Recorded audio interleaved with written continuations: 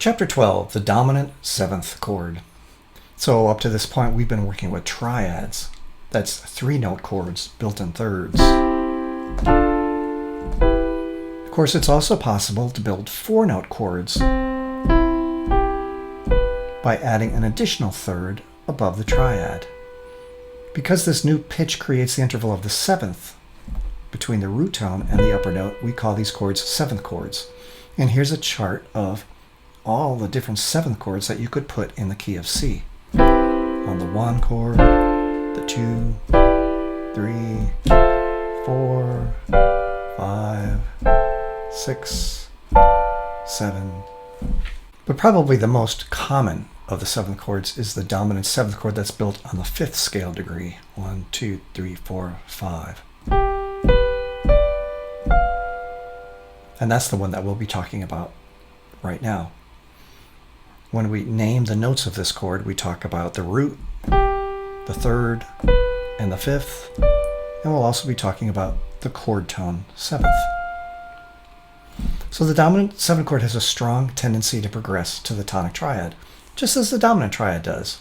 But with the addition of the chord tone 7th, this adds extra strength to this progression because it creates a tritone interval with a chord tone 3rd, the leading tone. So for example, let me show you the 5 chord. There's the triad, there's the 7th. By adding this pitch here between the 3rd and the 7th, there's the interval of the tritone. 1, 2, 3, 4, 5, 6 half steps. And the tritone's pretty dissonant. It has a strong tendency to want to move toward resolution, to a more constant interval. And if we look at the placement of the notes of this interval in a major scale, we'll see that the pitches of the tonic triad are just a half step away, providing a satisfactory path to resolution. So for example, here's the C scale. Here's the 5 chord we were just talking about with the 7th. So the tritone, the B, and the F. Notice that the F is just a half step away from E. In other words, if we're heading toward a 1 chord, that's rather convenient. And then the other pitch of the tritone is the B. And notice that's just a half step away from the C, which you can also see here.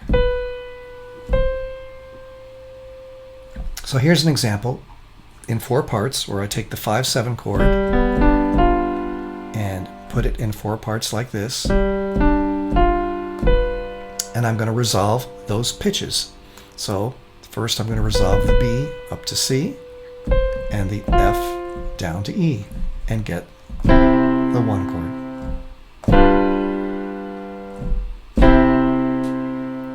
Now notice in this example that in the 5-7 chord, each of the voices has a different pitch and there are no doubled tones because the chord itself has 4 different notes. You really don't have to double anything. You can just use each of the notes. But I also want you to look at the 1 chord. Look at the way the 1 chord is voiced. There's something missing. A 1 chord is supposed to be C, E, G, but this chord has C, C, E, and then another C. There's no 5th. So here's the problem. It's really not possible to include the chord 5th in this progression I just wrote because it would have resulted in parallel 5ths. You can see it here. There's the 5-7. We wanted this note, which is the leading tone, to go up. We wanted this note, which was the chord tone 7th, to go down. And if I had a complete chord, I would have had to move these 2 down to here. You can see that even by the way I'm playing it on the piano, that's parallel 5ths. Not good voice leading. So the way that you want to try to resolve this is by leaving out the 5th of the 1 chord. That's one possibility. And here in Check Your Understanding 12.1, you get to try this. We've got 5-7 chord in the key of D and also in G minor. Resolve it to the 1 chord, but leave out the 5th of the 1 chord. Now, we already talked about the fact that, one way to resolve this 5-7 chord is to leave out the 5th of the 1 chord. But another way to do it is to actually leave out the 5th of the 5-7 chord. So, for example, instead of writing your 5/7 like this, which has all the notes, leave out the fifth and double the bass. So we have two roots, the third, the seventh, and no fifth. Notice now what happens. When we resolve it, we let the leading tone go up, the seventh of the chord go down, and we can write a complete chord for the one chord. There's no parallel fifths. It's a good sound, and the one chord is complete. So go ahead and try that and check your understanding 12.2. Try to write some 5/7 chords going to 1, and this time when you write the 5/7 chord, leave out the fifth of the 5/7 chord, but double the root tone, the bass tone, and then go to the one chord and make it a complete chord. Let's take a look at another example. We're in the key of C. Here's the 5/7 chord. I'm going to voice it like this. And now I'm going to go to the one chord like this.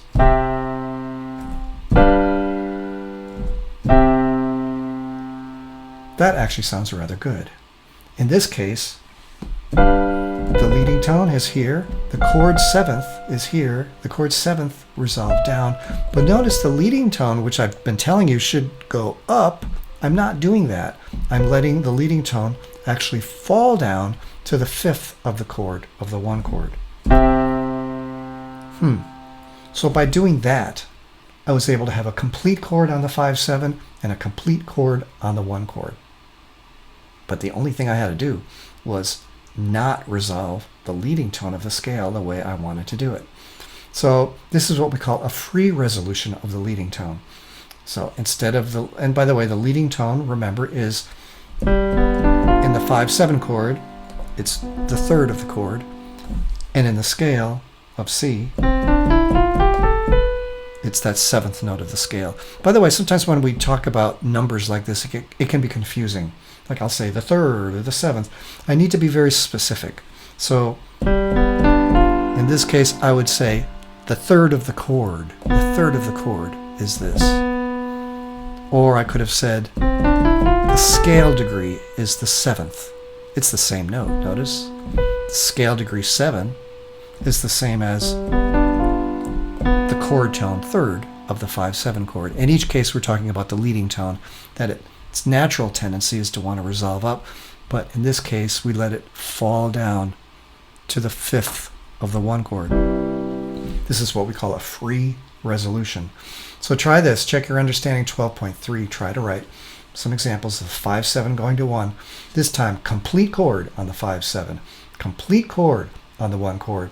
But when you resolve the leading tone, let that resolve freely. In other words, let it fall down by a third. So this is kind of interesting. Notice that ideally, when I resolve a 5/7 to a 1, wouldn't it be nice if I could have a complete chord, the root, the third, the fifth, and the seventh for the 5/7, and then a complete chord for the one chord, the one, the third, and the fifth, and make sure that the leading tone resolved upward, like it likes to resolve, and the chord tone seventh resolved downward. That would be wonderful if I could do all those things, because that's really what the voice leading wants. But you can't do it. In other words, there will always be a mistake if you try to do all of those things. So the way I usually explain it is something has to give. And this is the range of possibilities of what you can let go of in order to make good voice leading. Number one, you can use an incomplete chord for the 5/7 chord. You can leave out the fifth and double the bass. Or you can use an incomplete chord for the one chord. Leave out the fifth and triple the bass, for example. You don't want to have both chords incomplete, one or the other, and that'll work. Or if you really have to have complete chords for both chords, you can have a free resolution of the leading tone. But be forewarned, if your leading tone is in an outer voice, like the soprano or in the bass, then your ear is going to be drawn to it in such a strong way that you really don't want to have a free resolution of the leading tone. It really should resolve strictly. So you can only use the free resolution of the leading tone if it's in one of the inner voices, the tenor or the alto. Now, seems like we're racking up a lot of rules and regulations and guidelines for this 5-7-1, so let's try to summarize right now. Here's a list of them. Number 1, for the chord tone 7th of the 5-7 chord, it should resolve stepwise down. This is called a strict resolution of the chord tone 7th. So, the 7th of the chord, when it moves to the next chord, the 1 chord, that 7th should always go down. Don't break that rule. Never break that rule. In music, it's hard to say never, but for now, 7ths of the chord want to go down. Number 2, the leading tone in the 5-7 chord, which is the chord 3rd, has a natural tendency to want to resolve stepwise up because the leading tone of the key wants to go up. Let's find that again. We're in the key of C. There's the 5-7. The chord tone 3rd is the leading tone of the key of C, right? This note is the 3rd of the chord, but in the key of C is the leading tone. That wants to go up. This is called a strict resolution of the leading tone. And if that leading tone is in an outer voice, the soprano or the bass, then you must use a strict resolution of the leading tone. Now here's the thing. This is rule number 3. When you're using a strict resolution of the leading tone and the chord tone 7th, which you have to do, a strict resolution of the chord tone 7th, then you must write an incomplete chord for either the 5-7 or the 1 chord. If you decide to use an incomplete for the 5-7, then you omit the 5th and double the root. Now, if you decide to use an incomplete chord for the 1 chord, then you omit the 5th and then triple the root. It's also possible to write 2 roots and 2/3. That's not quite as common, but that's possible as well. 4. Now, if you wish to write a complete chord for both the 5-7 and the 1 chord, then you must resolve the leading tone freely. That is, you must move it down 1/3 to the chord tone 5th of the 1 chord. So the 5-7,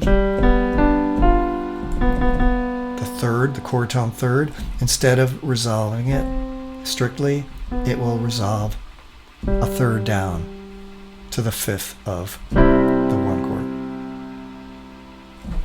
Now keep in mind that, by the way, you can only do that if it's in an inner voice. That's the tenor or the alto. But keep in mind that in all cases, you must still resolve the chord tone 7th strictly, which is stepwise down. Now, as I said, this might seem like a real daunting list of rules, but as you practice it and you begin to voice lead these chords, you'll see that it's a rather natural thing to do. Just remember, 7ths of the chords always resolve down. You don't have to worry about that. And leading tones, which have a tendency to want to resolve up and must resolve up if they're in the outer voices, can, under certain circumstances, resolve freely down to the 5th of the 1 chord.